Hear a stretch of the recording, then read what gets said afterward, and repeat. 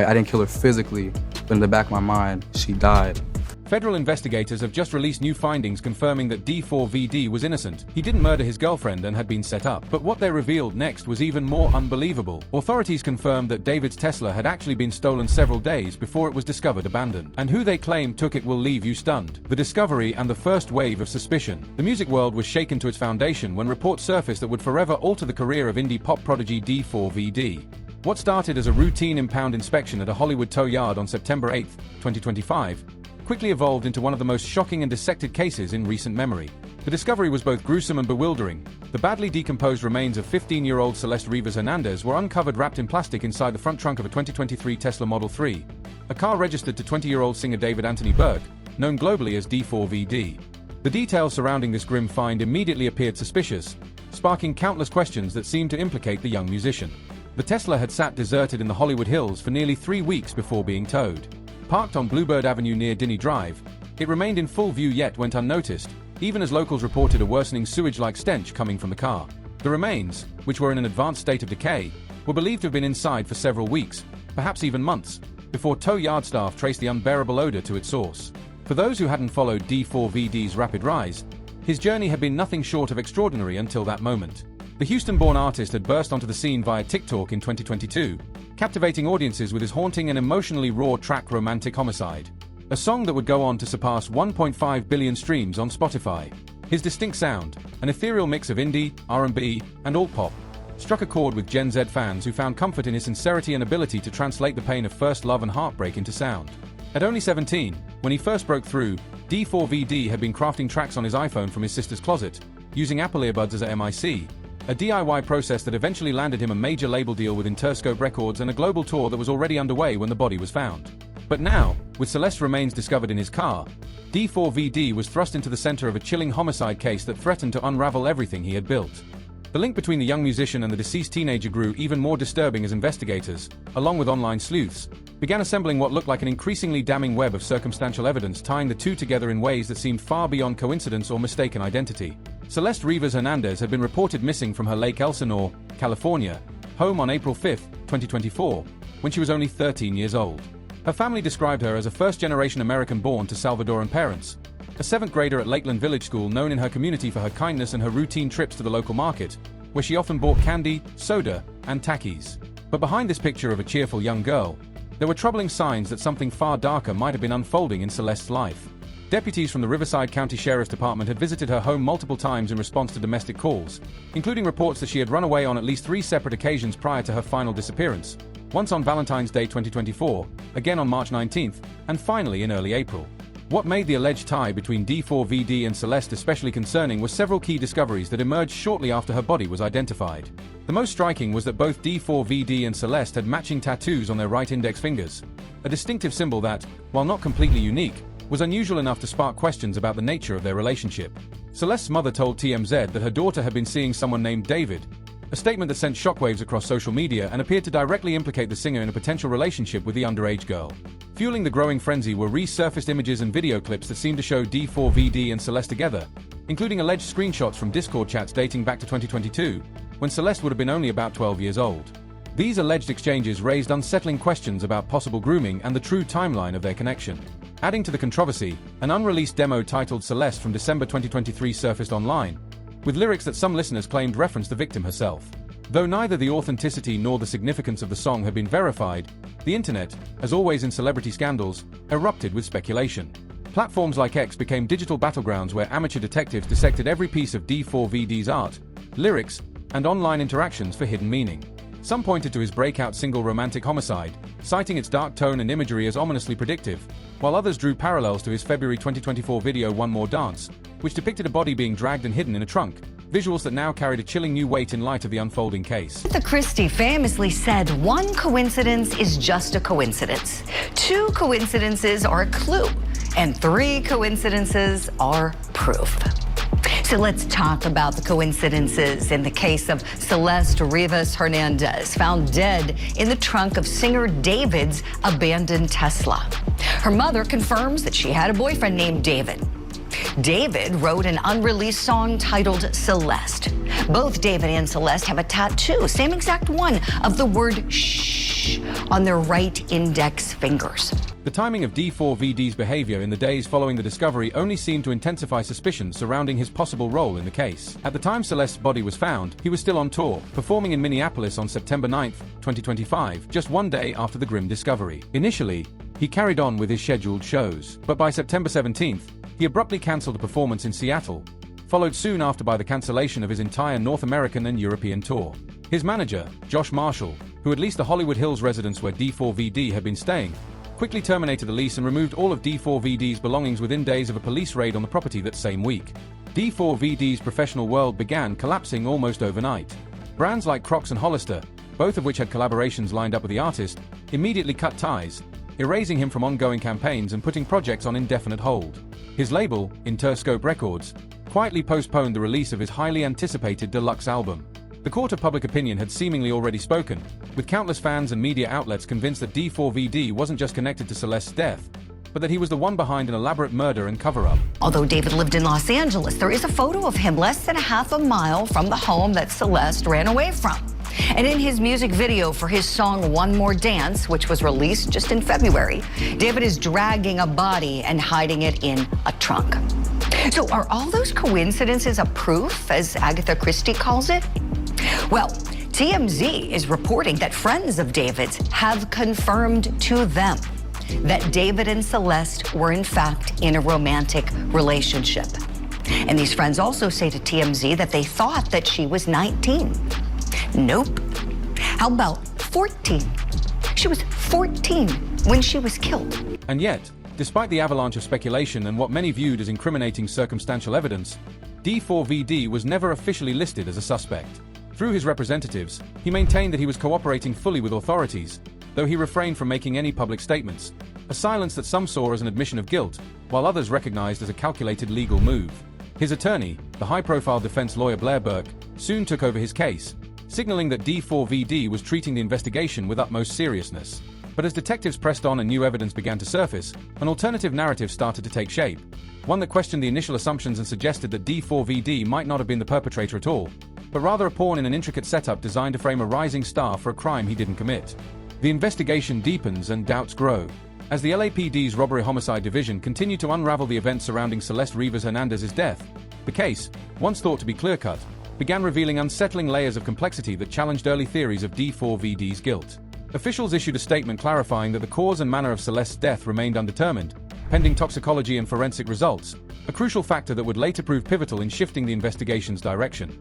LAPD Captain Scott M. Williams delivered a measured, almost prophetic comment: "We can confirm that Celeste Rivas Hernandez is deceased, and that her body was placed inside the front trunk of a Tesla registered to David Burke." The vehicle had remained parked at the Hollywood Hills location for several weeks before being towed. Authorities stated that Miss Rivas Hernandez may have been deceased for several weeks prior to the discovery of her body. The Los Angeles County Medical Examiner has not yet determined the cause or manner of death.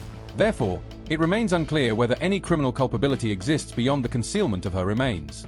This announcement proved to be a turning point, not only because it halted public assumptions of murder, but because it underscored that the case could not yet be classified as a homicide. Until the exact cause of Celeste's death was established, the door remained open to other possibilities that few had considered amid the early rush to judgment. What if Celeste's death had been accidental? What if it had been caused by circumstances unrelated to violence? And most crucially, what if someone had intentionally placed her body inside d4vd's car to frame him? Former CSI analyst and forensic scientist Dr. Amy Santoro, Ph.D., offered a compelling perspective that shifted the discussion. In an analysis shared publicly in early October 2025, she noted that preliminary autopsy results showed no evidence of external trauma on Celeste's body. According to Santoro, investigators were now considering the possibility that Celeste's death may have resulted from a drug overdose rather than from any act of violence. Y'all, we got some updates in the Celeste David Tesla situation, and I know a lot of people have been wanting to know a couple things. What was her cause of demise? And of course, was she ever pregnant before she passed away? Well, we got some updates on at least one of those things, okay? Apparently, some information has been released revolving around her death certificate. Now, of course, they cannot confirm her cause of demise yet. They're still waiting on toxicology reports and all that stuff from the medical examiner and all. The revelation that Celeste's body showed no signs of physical harm became one of the most pivotal moments in understanding the case's trajectory. Without evidence of strangulation, gunshot wounds, stabbing, or blunt force injury, the narrative of d4vd as a violent killer began to unravel. The idea that her death may have been accidental, possibly related to drugs, would dramatically alter both the legal implications and the moral framing of the situation. Dr. Santoro explained that if toxicology tests confirmed an overdose, d4vd would likely not face murder charges, as the investigation would shift toward discovering who moved and concealed the body, rather than who caused the death itself. This distinction between causing a death and hiding one would become central to how prosecutors and the public evaluated the evidence. Criminal defense attorney Alexander Kazarian expanded on this point in an interview with News Nation, stating plainly, "There is no evidence against this man for any crime." Despite the matching tattoos, alleged messages, and resurfaced images, Kazarian stressed that circumstantial evidence without concrete forensic proof was not enough to sustain charges. She emphasized that the LAPD's cautious stance reflected an awareness of the difference between suspicious circumstances and verifiable criminal conduct. As investigators continued piecing together the timeline, the facts increasingly worked in d4vd's favor. Records confirmed that he had been actively touring throughout August and September 2025, performing across multiple North American cities during the exact period when his Tesla sat abandoned in the Hollywood Hills. Ticket logs, fan videos, and social media posts collectively established a solid alibi, placing him hundreds, even thousands, of miles away from Los Angeles during key moments in the case. If Celeste's body had been placed in the Tesla while it sat on Bluebird Avenue, a scenario investigators found likely due to the stage of decomposition, then d4vd could not have been physically present. Adding to this, reports surfaced that the Tesla had been stolen or gone missing roughly a week before it was towed. If that were true, it provided a plausible explanation for how Celeste's body ended up in the vehicle without d4vd's knowledge or involvement. The question then became, who had access to the Tesla, who might have wanted to frame him, and, most importantly, why? Here's my thought on how this possibly is connected, and I'm curious your opinion on it. So I think it is bizarre that Celeste's body was in a car registered to David out on a public street in LA. And the reports indicate that that car was there for weeks, that it got a ticket, that it was towed, that it was impounded. Her body was decomposed. So if we assume her body was in that car for quite some time, we don't know exactly when it was deposited, but assuming it was in that car for as long as that car was parked there, it does make me think, and we've seen theories online about this, is it more likely that someone deliberately, they were purposeful to put that body in there to make sure it was found, to make sure it was connected to David, as opposed to the idea that the body was out there and it was found before the perpetrator had time to dispose of it. The swatting incident at d4vd's family home in Texas added a disturbing new layer to the already complex case, one that hinted someone might be deliberately targeting the young artist. On September 18, 2025, just days after Celeste's body had been identified, police responded to a 911 call reporting a shooting and multiple fatalities at d4vd's parents' residence in Hempstead, Texas. Officers arrived with weapons drawn, only to discover there was no crime scene at all. It was a false alarm, a textbook swatting attack designed to terrorize, humiliate, and instill fear. On their phone. And this is not a Texas. Yeah, it's an out-of-state number. Someone's messing with us. Were David's parents victims of a swatting incident as police investigate the discovery of a dead body in a car registered to the singer's name? Is he being targeted? Is he being framed? Retired FBI agent Colonel Schmidt called the timing of the incident highly suspicious, suggesting it could be the work of someone attempting to harass or frame d4vd in direct connection to the ongoing investigation. As detectives widened their focus, attention soon turned to Josh Marshall, d4vd's longtime manager and the lessee of the Hollywood Hills property where the artist had been staying. Marshall found himself at the center of growing online speculation, with some suggesting he might have had prior knowledge of Celeste's death or presence at the home. However, Marshall quickly issued a public denial, releasing a short statement online. "This video is false and the person is misinformed. I had zero knowledge of anything, and I don't live in California. This is the only time I'll speak on this matter for now."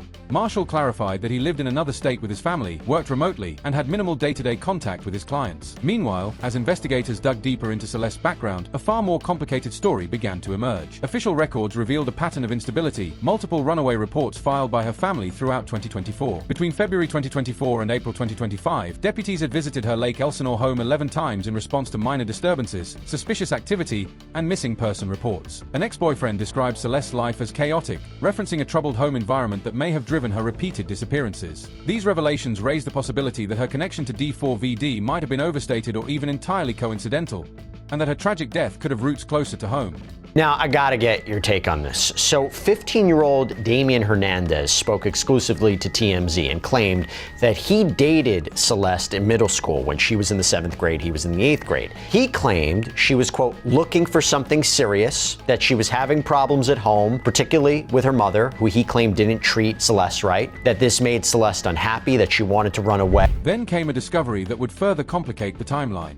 Surveillance footage dated September 8, 2024, exactly 1 year before her remains were found, showed Celeste alive and moving around in her family's backyard. This crucial footage confirmed she was still living months after the original April 2024 missing person report, throwing previous assumptions into disarray. If Celeste had been alive as late as September 2024 and her body showed decomposition consistent with a death only weeks before its discovery in September 2025, investigators could now narrow her actual time of death to the summer of 2025. During that period, d4vd had been touring extensively, performing across multiple cities far from Los Angeles. That left one burning question at the center of the investigation. How did Celeste's body end up inside d4vd's Tesla? If he were guilty, why would he abandon a vehicle registered in his own name on a public street in Hollywood for weeks? Why not dispose of the body elsewhere or prevent the car from being found at all? The logic simply didn't add up, and what once seemed like a straightforward murder case was rapidly transforming into a mystery built on contradictions. Former FBI agent Colin L. Schmidt raised these very points, suggesting that the circumstances surrounding the body's discovery aligned far more with an intentional framing attempt than with a calculated cover-up by d4vd himself. Schmidt emphasized that modern Teslas function as rolling supercomputers, equipped with multiple cameras, GPS tracking, and detailed data logs. If d4vd had actually used his own vehicle to transport or conceal a body, those systems would have recorded everything: the opening of the trunk, the vehicle's exact routes, even potential in-cabin audio. The absence of such evidence, coupled with d4vd's cooperation with investigators and his decision not to flee or tamper with anything, spoke volumes. According to Schmidt, The other thing is that they said, the question that everybody's been wanting to know, was she ever pregnant? She never has been pregnant, or at least she was never pregnant in the past year. Also, she was never pregnant when she lost her life. So that theory and that speculation can be thrown right off the table. That can go bye-bye now. Well, it also adds more pieces of the puzzle. He can delete it, but law enforcement's going to get it.